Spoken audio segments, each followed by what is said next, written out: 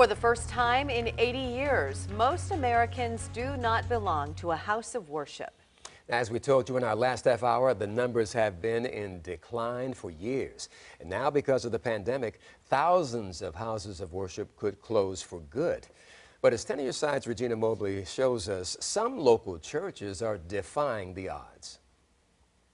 At Unity Renaissance in Chesapeake, during the first year of the pandemic, the church received its highest ever amount of contributions.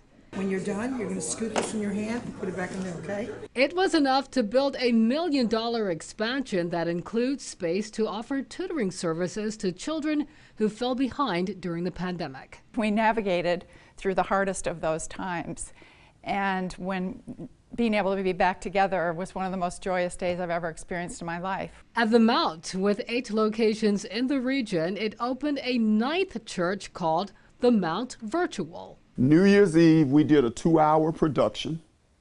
So I preached 4 points to my sermon, but each one of the points was in a different geographical location. So point 1 was in Atlanta, Georgia. Point 2 was at the Langley Speedway. Point 3 was in a bank. And point 4 was in my backyard.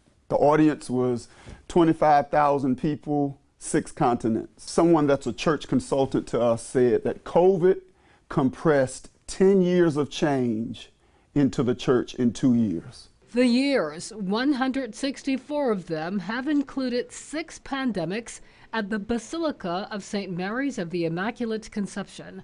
Father Jim Curran looks forward to the day when the entire flock will return. This church was closed for almost 5 years, and when we moved back, it was during the pandemic.